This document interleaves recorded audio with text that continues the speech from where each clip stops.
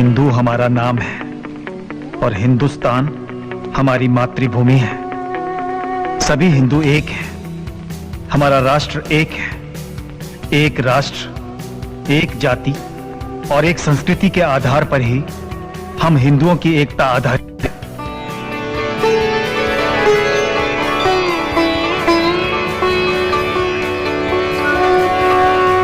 वे सभी व्यक्ति हिंदू हैं जो हिमालय से समुद्र तक इस समग्र देश को अपनी पितृभूमि के रूप में मान्यता देकर वंदना करते हैं, जिसकी धमनियों में उस महान जाति का रक्त प्रवाहित हो रहा है जिसका मूल सर्वप्रथम सप्त सिंधुओं में परिलक्षित होता रहा है और जो विश्व में हिंदू नाम से सुविख्यात है।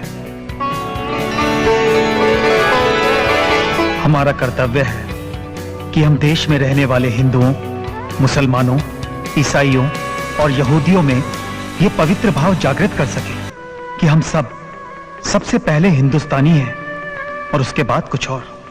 भारतीय राष्ट्र का सारभूत विवेचन जो इस काल कोठरी में किया गया, वो सीखचों के बीच में से कैसे बाहर निकल गया और कैसे प्रकाशित होकर लोगों के पास पहुंचा, किसी को कुछ पता न चला। उधर अंग्रेज सरकार अपार जन समर्थन के दबाव से मजबूर होकर विनायक दामोदर सावरकर को रिहा करने पर विवश हो गई। बंबई राज्य के गवर्नर खुद जेल में उनके पास आए और उनके सामने 2 शर्तें रखी।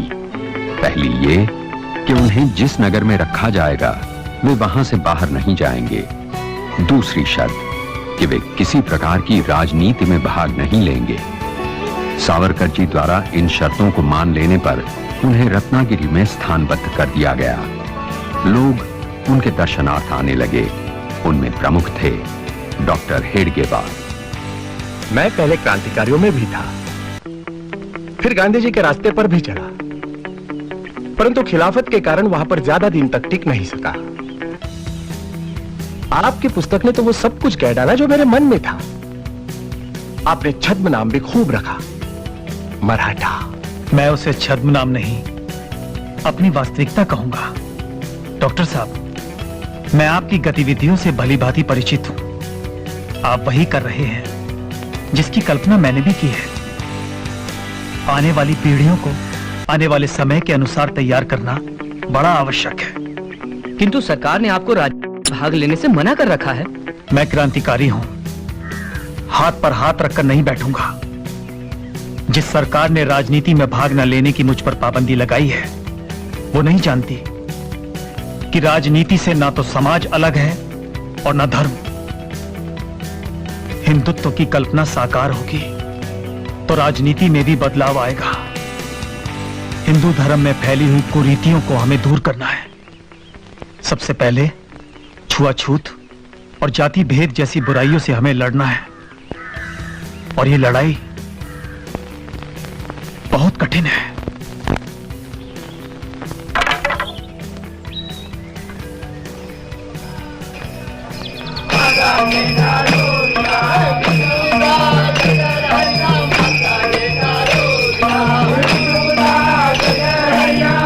आज अगर पेशवाई होती तो इस सावरकर को हाथी के पैरों तले कुचलवा दिया जाता। हम उसे अपने इस पवित्र मंदिर को अपवित्र नहीं करने देंगे। हम अपने प्राण दे देंगे, लेकिन धर्म पर आंच नहीं आने देंगे। अब भी अगर सावरकर ने अपना हट नहीं छोड़ा तो आज खून की नदियां बह जाएंगी।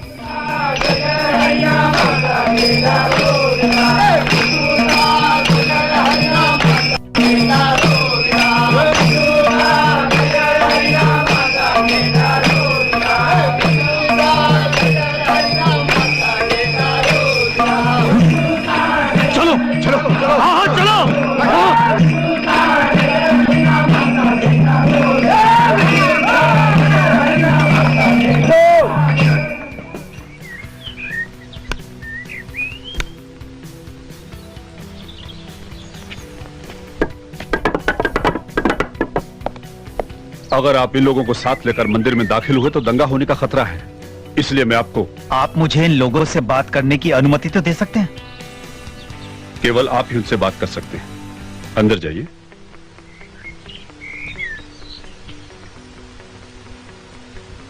ठीक है। इन्हें रास्ता दो। इन्हें रास्ता दो, हटो।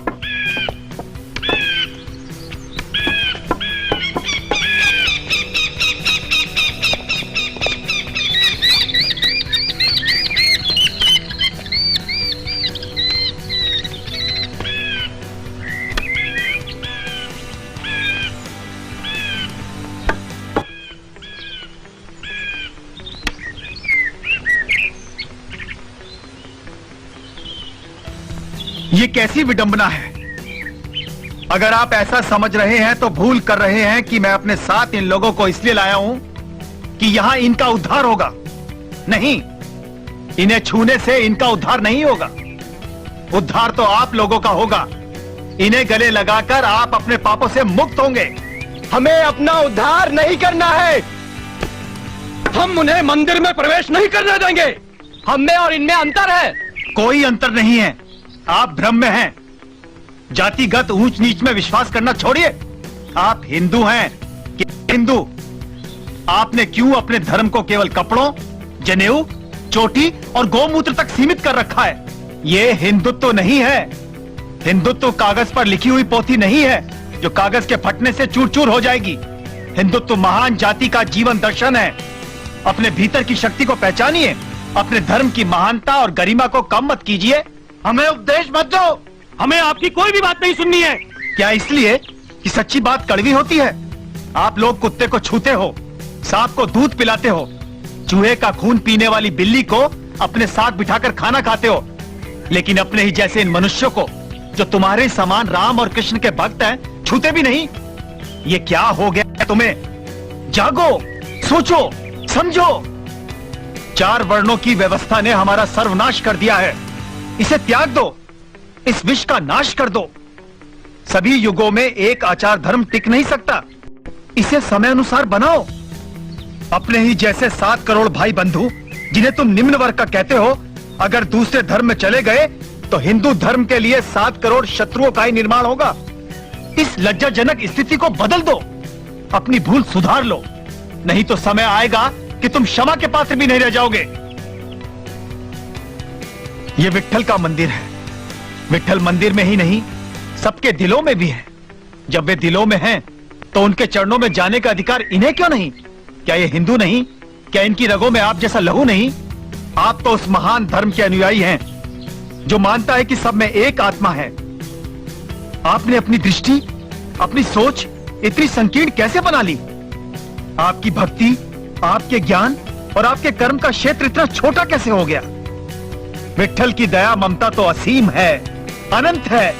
वे तो सबके हैं। वे सबको बुला रहे हैं। अपने इन बंधुओं का रास्ता रोककर विट्ठल की सर्वप्रियता का अपमान मत करो। इन्हें भी उनके चरणों में आने दो। ये भी उनकी दया ममता के पात्र हैं, जैसे तुम हो। आने दो।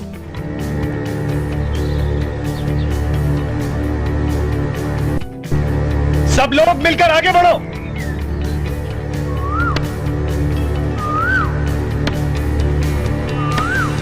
चलो, आओ,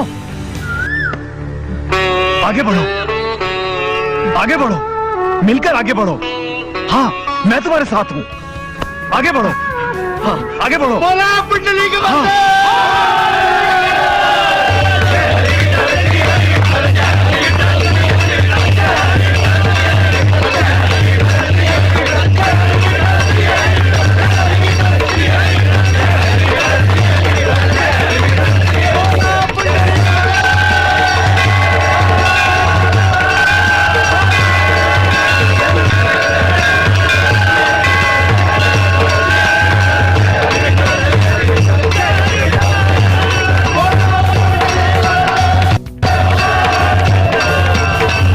विट्ठल मंदिर में सभी जातियों के लोगों का प्रवेश एक अभूतपूर्व घटना थी, परंतु पतित पावन मंदिर में प्रत्येक व्यक्ति भगवान के चरण स्पर्श भी कर सकता है। इसकी तो किसी ने कल्पना भी नहीं की थी। पतित पावन मंदिर में शंकराचार्य जी के गले में एक मैला ढोने वाले ने फूल माला भी पहनाई, और ये सब कुछ सेठ भागोजी कीर के कारण हुआ। ये आप क्या कह रहे हैं? यहाँ रत्नागिरी में जो कुछ हो रहा है आपकी ही प्रेरणा से हो रहा है। सेठ जी सच कह रहे हैं। आपने जाति भेद का विचार किए बिना बच्चों को शिक्षा दी, सहभोज आयोजित किए। आपने तात्याराव लोगों की मानसिकता ही बदल दी।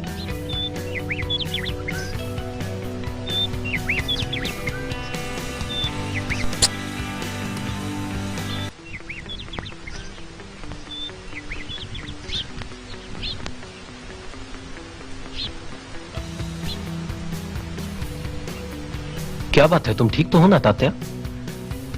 पसीना आ रहा है, थोड़ा ताप भी है। अपना ध्यान रखो, अभी तुम्हें बहुत काम करने हैं। तुमने सुना गांधी जी रत्नागिरी आ रहे हैं? यहां आ रहे हैं? हाँ, नासिक में कोई पुणे से आया था, उसने बताया। यह सच भी हो सकता है। तुम मिलोगे उनसे? यह तो गांधी जी पर निर्भर करता है, यदि वो मिलना चाहे तो।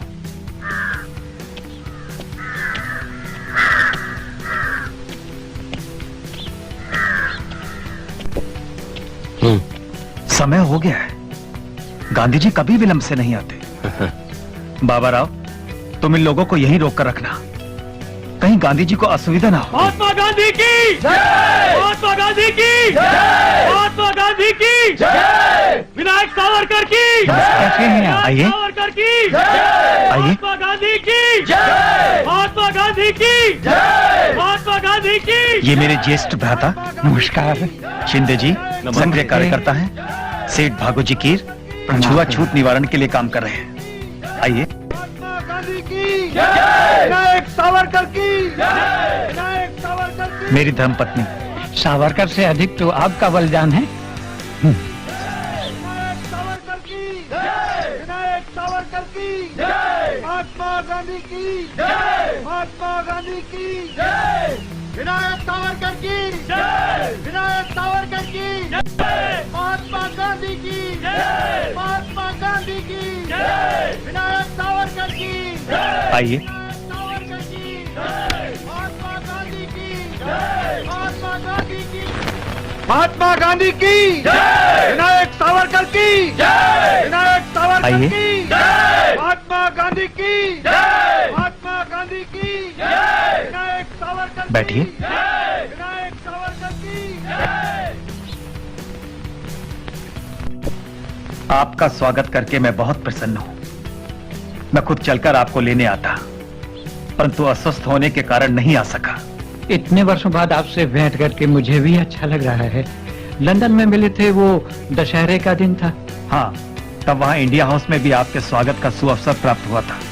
बहुत समय बीत गया। आपने रत्नागिरी में हरिजन उद्धार का जो काम किया वो बहुत प्रशंसनीय है। हरिजन? हाँ, मेरे विचार से शूद्र शब्द का इस्तेमाल हमें नहीं करना चाहिए, उसकी जगह हरिजन कहना ठीक है। हरिजन तो हम सभी हैं। उन्हें वापस लाने की कोई जरूरत नहीं है, उन्हें वापस आना भी नहीं चाहिए। सोच समझकर, भले बुरे का विचार करके, अगर कोई व्यक्ति हिंदुत्व को अपनाना चाहे तो उसे वापस अपने मूल धर्म में आने की स्वतंत्रता क्यों न दी जाए।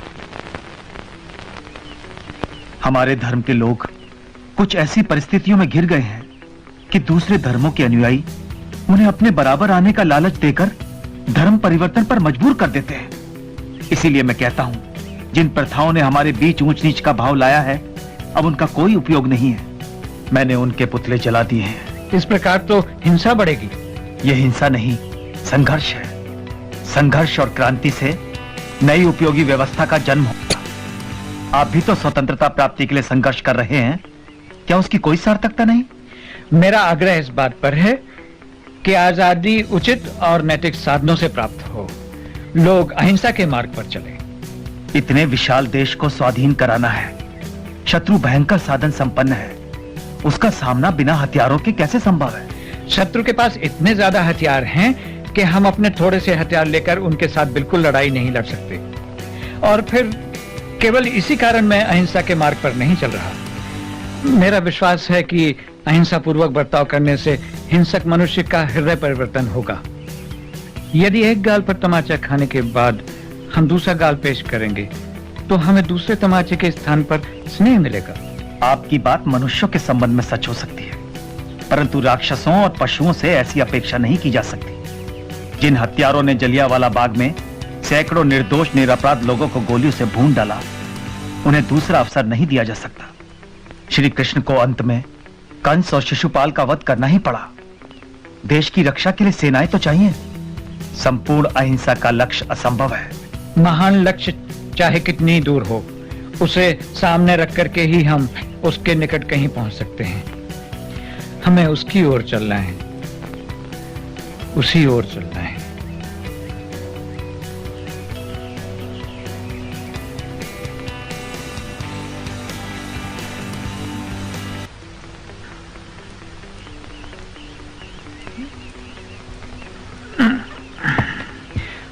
मुझे लगता है हम कई बातों में एक दूसरे से सहमत नहीं हैं, परंतु सावरकर, मुझे इतना अधिकार तो है कि अहिंसा का प्रयोग करूं।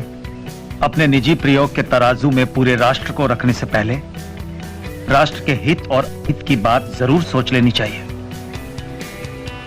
मुझे आशा है हम फिर मिलेंगे और बातें करेंगे।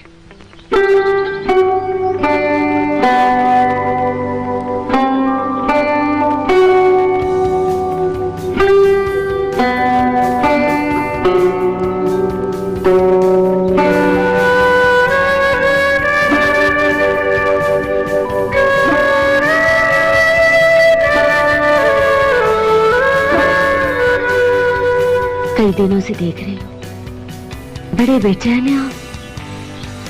जब से भगत सिंह को फांसी हुई है, मेरे लिए आराम से बैठना बहुत कठिन हो गया है। कुछ भी तो नहीं कर सका मैं। उस दिन चौहान मिलने के लिए आया था, उसकी भी चिंता है। इस नगर में सरकार ने आपको बंदी बनाकर रखा हुआ है, मगर बंदी होते हुए भी आप संसार की क्या करूं, मुझे विधाता ने कुछ ऐसी ही मिट्टी से बनाया है। अच्छा तुम एक काम करो, मेरे लिए कप चाय लेकर आओ। मैं तब तक भगत सिंह की कविता लिख लेता हूं। इसे नासिक और पुणे भेजना है, वहां इसका गाया जाना बहुत जरूरी है।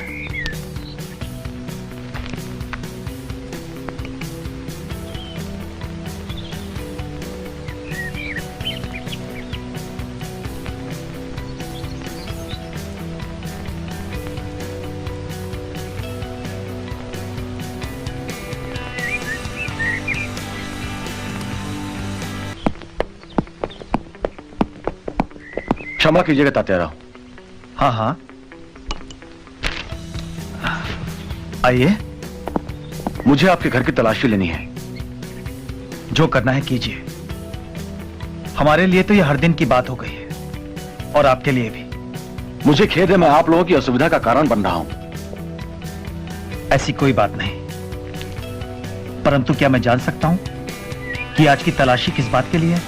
तात्याराव, आप जो भी करते हैं उसकी खबर दिल्ली तक जाती है, कभी कभी लंदन तक भी जाती है।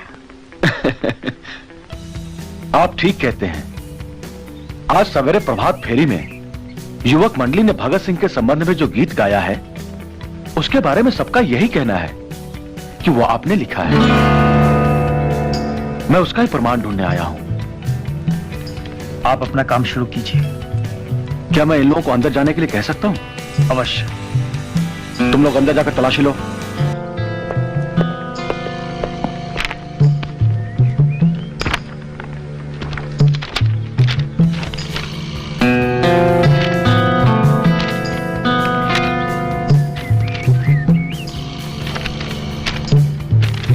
उस कविता के अतिरिक्त भी तो कुछ होगा जिसकी आपको तलाश है। तात्याराव, आज से कुछ रोज पहले वामन चौहान नाम का लड़का आपसे आकर मिला था। क्या वो आया था? मैं इस नाम के किसी लड़के को नहीं जानता। उसने बंबई के एक सार्जेंट पर गोली चलाई है, वो पकड़ लिया गया है। उसने आपका नाम नहीं बताया, परंतु आज से कुछ रोज पहले वो रत्नागिरी में था। अच्छा, मैं उस तरफ देखता हूं। कुछ मिला? जी नहीं।